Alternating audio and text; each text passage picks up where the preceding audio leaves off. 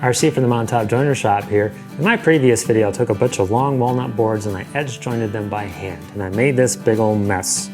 And in this video I'm going to be joining those boards into big wide panels. It's one of those fundamental skills that I think any aspiring furniture maker is going to have to learn eventually. And in so doing I'm going to show you a few techniques that I use to avoid the use of clamping cauls, which I find personally to be a little more trouble than they're worth. If you're curious to see what I mean by that, stick around.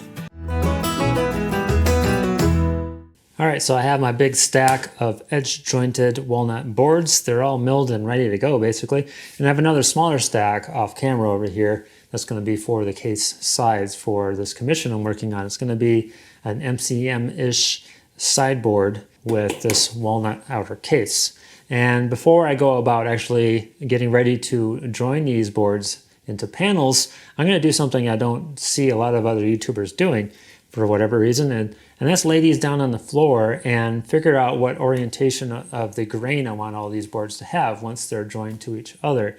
Because any furniture build I'm going to do, I want to look good. You know, walnut tends to be a gnarly tree that tends to beget gnarly boards. So it is not entirely likely that I'm going to be able to get the seams between these boards to disappear once they're glued up into the final panel. I think it was Graham Blackburn that said, you know, if you put some thought into the grain orientation of the boards in your final piece, it'll almost always turn out better than it would if you just kind of haphazardly threw it all together. So I'm going to put these boards on the floor and I'm going to mess around with the grain orientation. I'm going to try to come up with the best combination of boards I can for my panels, given the boards that I have.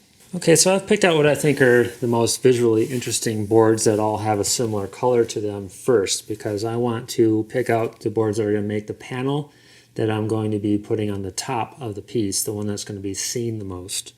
So I put these three together and just kind of laid them down here just to see what happens. And it seems to me that there's quite a bit of visual busyness kind of going on in this area and not so much at this end. It makes me curious to know what it would look like if I flipped either of these boards around. So maybe I'll just start with this outer one.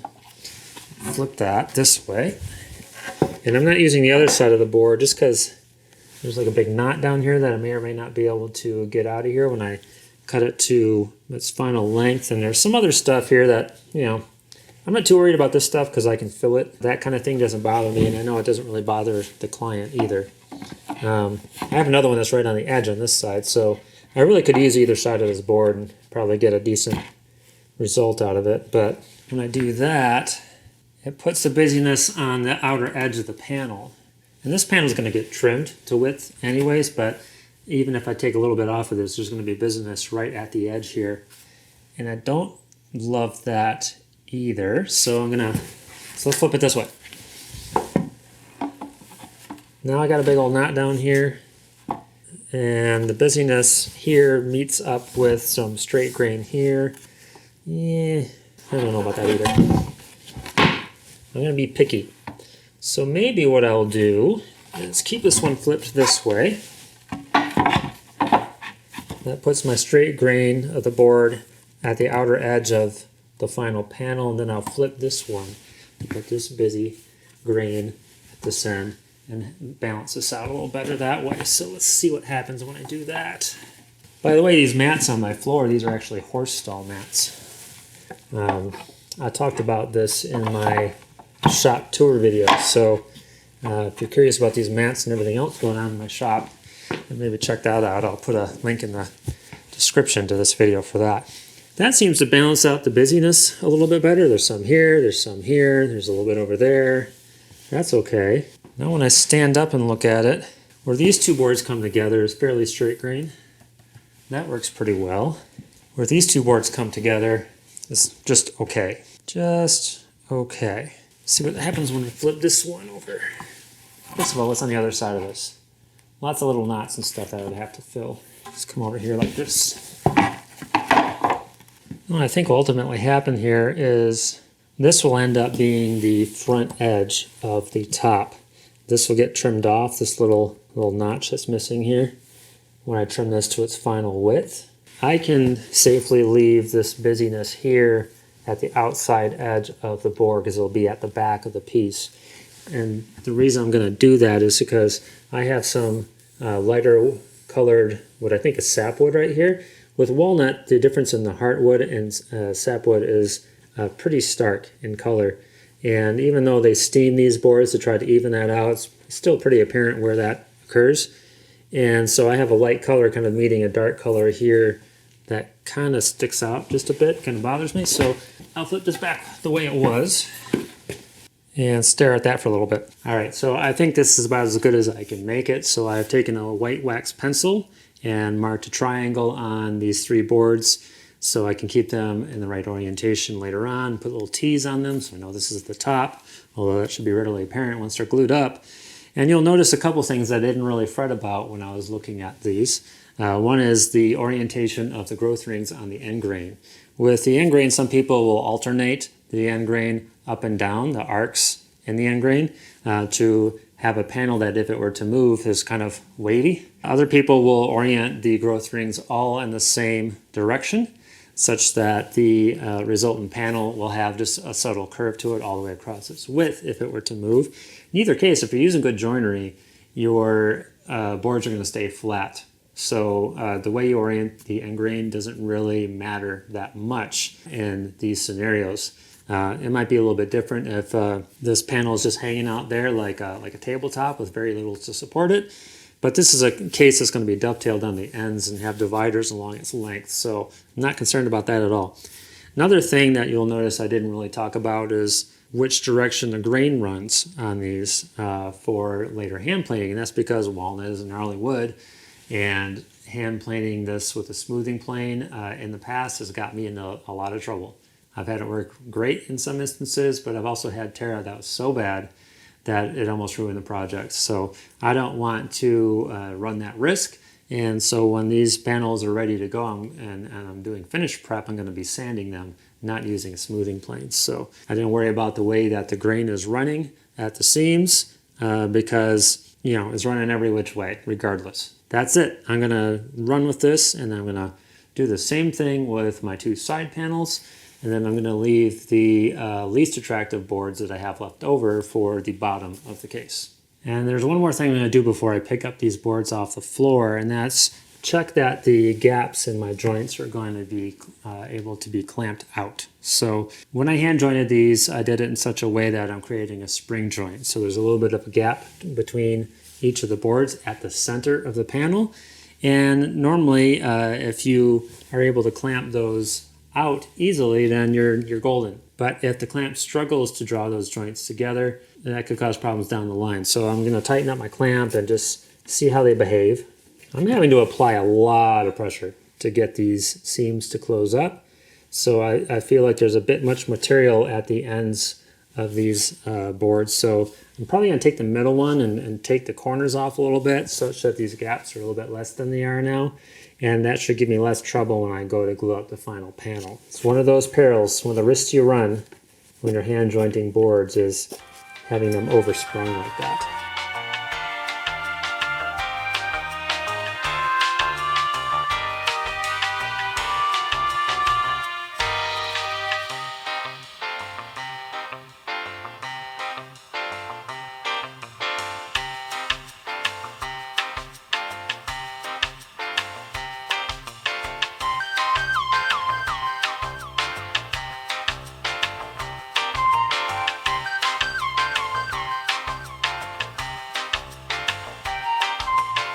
Okay, so I spent a few minutes kind of rejointing the ends of the board such that the gaps between them are smaller and my spring joints aren't so heavily sprung.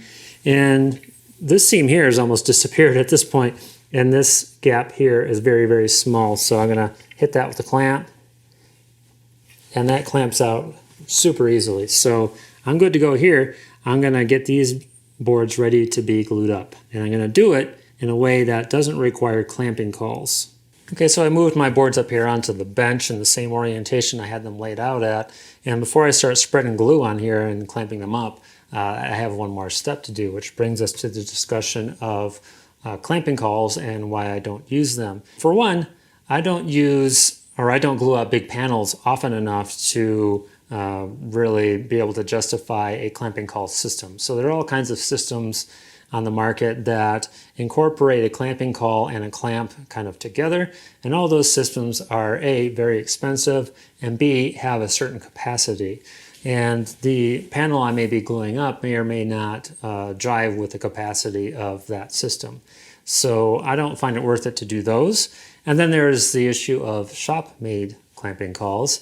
The issue I have with those is every time I glue up a different width panel, I might be in a position where I have to make a different length clamping caul to accommodate it, and I just don't want to do that. Call it laziness if you want, but that's just how it is with me. So what I do instead is just use joinery, and of course there's all kinds of joinery you can use to put between your boards to ensure that they align correctly when you clamp them up. What I've always used in the past is this thing here. Historically, I've used a dowel jig to put dowels in my joints to help them align better. This is the Dowel Max jig, and I'll probably do a separate video about this jig and about dowel joinery in general. But this thing, to make a long story short, is freaking awesome and great for this purpose. That said, it does take a little bit of extra time compared to other options that I have. Basically, you put it on your board, you drill a dowel, and then you use one of these rods to space it evenly down the length of the board, and then repeat on the other side. That takes a lot of unscrewing and screwing of the jig and using the spacer bar, and the spacing of the bar also needs to be adjusted such that your last hole at the end of the board, once you've worked your way down, ends up near the end of the board where you want it. So while that works great and always has worked well for me in the past to align my joints better, nowadays I use a different tool. It's this beast, this guy here. This is the Festool Domino 700, and it's probably the most expensive power tool that I own. Probably wouldn't own it if I wasn't starting to do this for money a few years back, but it does speed things along dramatically in a lot of use cases, and this is one of them. So that said, I don't use the Domino joiner just as is when I use it for panel glue-ups. The reason is this fence here. So when you're plunging your mortises, it's a little bit quicker than when you use the dowel joiner with this spacer bar, because I can just put a tick mark across the joint every so often down the length of the board, and as long as I align the machine with a tick mark on both boards, then my mortise is going to line up. The problem is that this fence is adjustable, so when I'm on here on the edge of the board and moving from place to place, there is always a distinct possibility that your fence could get knocked out of alignment and start creeping upwards, and that will screw up your joints bad. To eliminate that potential pitfall, what I use is this product here. I believe they call this a Dama plate. This is made by Seneca Woodworking, and this actually clamps to the bottom side of the domino joiner. Some thumb screws, just goes on like that. And now this becomes the fence that I'm referencing from when I plunge my mortises. And because it is a fixed fence that's screwed directly to the base of the tool, it cannot move. So this combination of domino joiner and Dama plate are what I use to align up my boards and make it such that I don't need clamping cauls. But any of these systems would work. You could do it with a biscuit joiner. Some people will actually do like a tongue and groove between your boards. That seems like a bit of work to me, but you know, whatever floats your boat. But any of these will do the job when it comes to avoiding the use of clamping cauls when you're doing a panel glue up. Another thing to note about using joinery to align your boards for panel glue ups is that I don't personally expect that this joinery will make these joints any stronger than they would have been if I just spread glue on them and clamp them up with cauls. A nice long grain to long grain glue joint tends to be stronger than the wood on either side of it, actually. So I don't believe that these dominoes or dowels will add any strength whatsoever to my glue ups. They might, I don't know. Doesn't really matter to me. That's not really the reason I'm doing it. I'm doing it solely for the purposes of alignment. Okay, so I've attached my Dama plate to the base of my Domino 700. This Dama plate is designed to work with 3/4 inch and 1/2 inch plywood, actually. And given that these boards are about 24-25 mil, if I recall correctly, the 3/4 inch side of the plate is going to be what I'm using, and that will skew my mortise a little bit towards the top surface of the panel, which is totally cool. That way, if I decide to run dados on the other side for case dividers and whatnot, I have room to do that, or at least a little bit more room. That said, I think I'm going to be going a different route for those dividers anyways. But so I have that ready to go. And then I looked at the other side of my board because if you recall, one of these boards had a knot near the end of it. In order to get that knot out of there, I'm going to do it such that this end of the panel is all lined up at the end grain. And now probably zip 5 mil or so off the end of this after the panel's glued up. And then the remainder of my final length is going to come off the other end, and that gets me far enough along to get rid of that little knot. And then I marked at the end grain, or near the ends of the boards, with a dotted line where my dovetail joinery is eventually going to go, because I obviously don't want to put a domino mortise where there's going to be a dovetail later on. And that will allow me to mark out where I'm putting my dominoes safely. So I'm going to come from the inside of that dovetail joint in about 5 mil or so, or 5 centimeters, and put me a little mark. And then I think I'm going to go probably every 20 centimeters or so from there on in. So I'm just going to put a little mark like that. Here's another wax pencil that I'm using to mark my darker colored walnut. A regular pencil doesn't usually make a visible enough mark for me to see through the window on my domino joiner, and that's no bueno. So here we go. And now you'll notice that I got near the middle of the panel here, and then I switched to the other end, and I'm going to come the other direction. That way I'm somewhat symmetrical in the layout of my dovetails here. Not my dovetails, my dominoes. My goodness. Trying to walk and chew gum at the same time, so to speak. And then the space between those two middle ones is closer to 25 centimeters, and that's totally fine. All right, then what I'm going to do is I'm going to grab a T-square.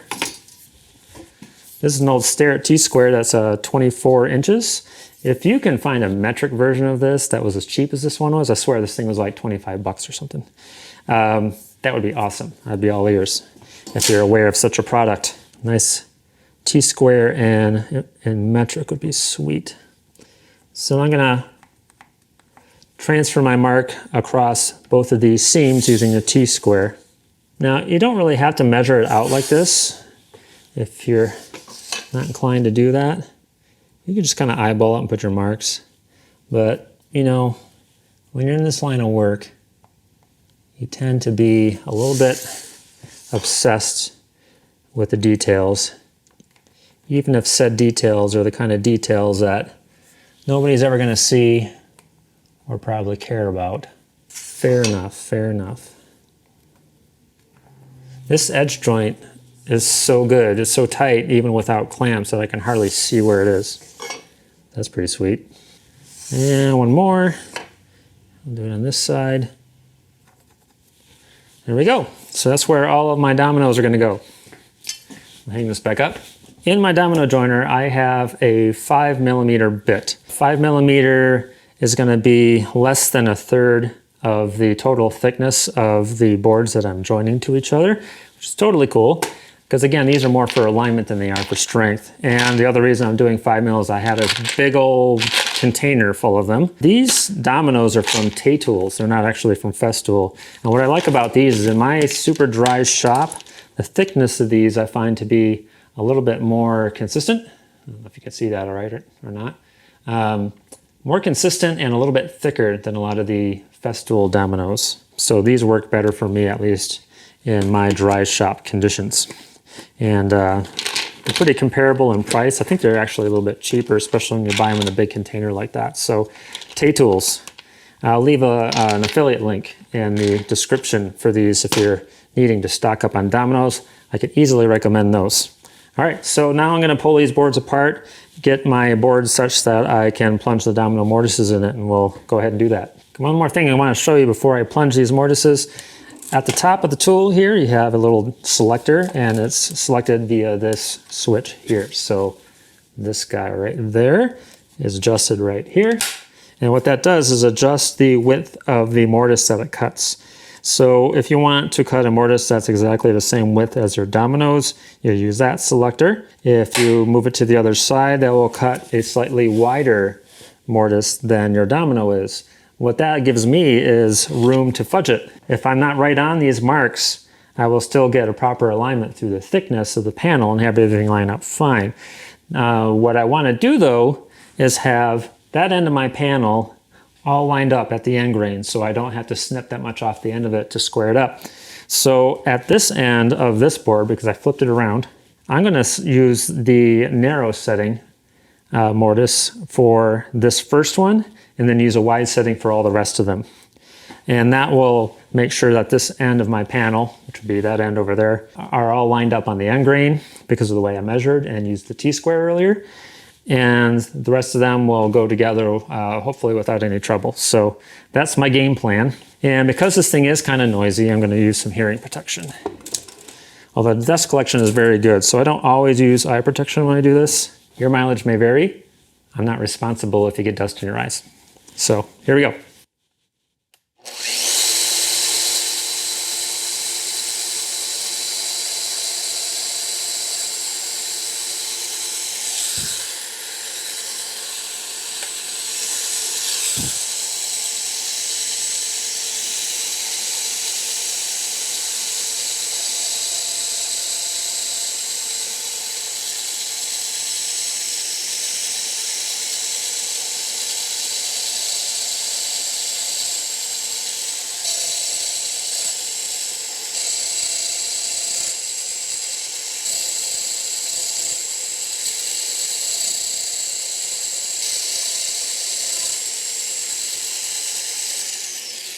I was just thinking that just might be the first time I've used a handheld power tool on this channel.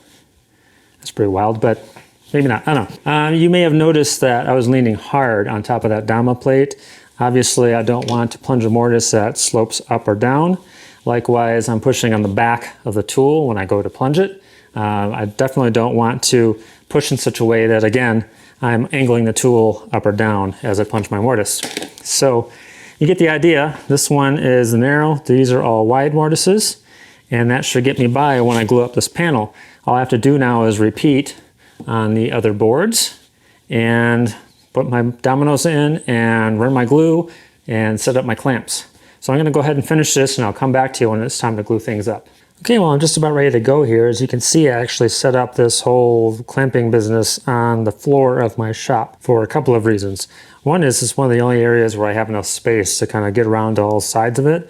Also, it allows my bench to remain free for doing the domino mortises on all of the other panels while I have this one already clamped up. And that way I can kind of keep things rolling. The clamps that I like to use are these ones here. These are Dubuque Clamp Company. And I got these from Tools for Working Wood, I believe. And I have 4 of 2 different sizes, the 24-inch and the 36-inch Dubuque clamps. And they are freaking awesome. A couple things I like about them. They're an alloy construction, so they're nice and lightweight. You're not trying to reach over a huge panel with a really heavy clamp and potentially dinging it. You can see that I glued some leather pads to some of these clamping surfaces. They don't really stay stuck, but at the same time, I don't really require them to do what I need to do. So it's all right if they fall off. It's not a big deal to me. Another thing I like about these is, they don't have a lot of reach. So really, they're ideally constructed for gluing up panels. And some people I've seen complain about how when they clamp these up, the bars start to develop a bend as if they can't get enough clamping force out of them. To my mind, if you can't get enough clamping force out of these clamps, then your joints are terrible. That's really the only reason I can think of that these clamps wouldn't be enough. If you need like 6 million pounds per square inch of clamping force, your joinery has issues. So that's kind of where I stand with that. So what I did here is I laid the panel out on top of some clamps. My 24-inch clamps I have 4 of, so I have them spaced out equally along the length of the panel, all 4 of them. And then I'll just kind of push the panel up against the clamping side of the clamp and then reduce the opening on them from the other side. And it's just kind of a ratcheting thing. I'll do that in all of these.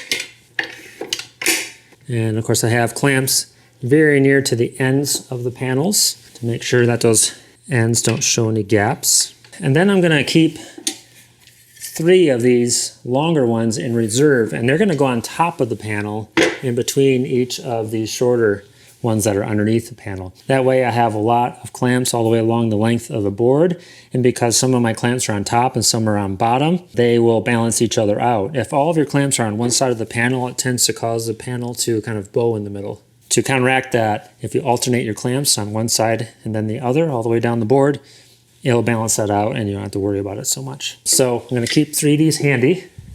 And then I'm going to take my boards and I'm going to flip up the first one like that, and flip up the second one like that, and then scoot this one over.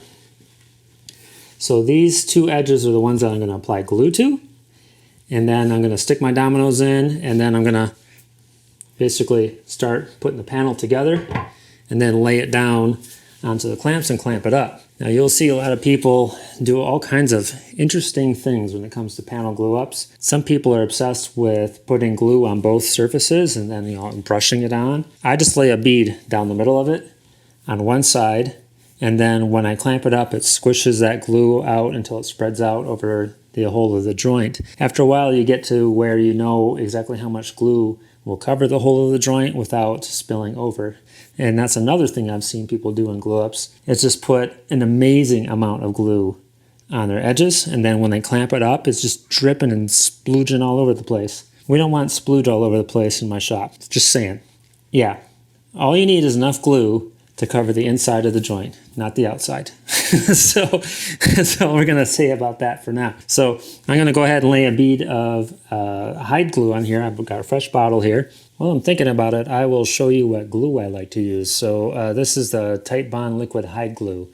I much prefer liquid hide glue to PVA in most use cases. There's a couple things about liquid hide glue that I like. It has many of the benefits of the kind of hide glue that you start with dry and have to cook up, but none of the drawbacks really. For one thing, it has a longer open time, so you have a little bit more time to work with gluing up your joints before you put them together. Another thing is, compared to like PVA glues, there will be instances where you're slowly drawing a joint together, and with a PVA glue, it might want to tack up when it's only like halfway closed. And then you're in a panic and you're pounding the crap out of your workpiece trying to get the joint to draw together. But with a liquid hide glue like this, it's slick, it's like snot. It makes it much easier to draw your joints together without it trying to tack up on you before you've completed that operation. So it's liquid hide glue for me. I dig this stuff. It's easy to clean up with just hot water. And it's also reversible. So I've had instances where I goofed something up and I had to undo a joint that was done with this liquid hide glue. And I was able to reverse the joint and open it up and kind of fix things. And it's really saved my bacon at least once that I can think of, maybe twice. Liquid hide glue is what I'm using for this. Really the only time I use a PVA is I'll use Tight Bond 3, which is their water resistant or waterproof PVA. If I'm doing something like an end grain cutting board, which is, I'm not really in the business of doing that so much, but in the few instances I've done end grain cutting boards, I've used the Tight Bond 3. For everything else, it's this liquid hide glue. So that's the glue I'm going to use for this.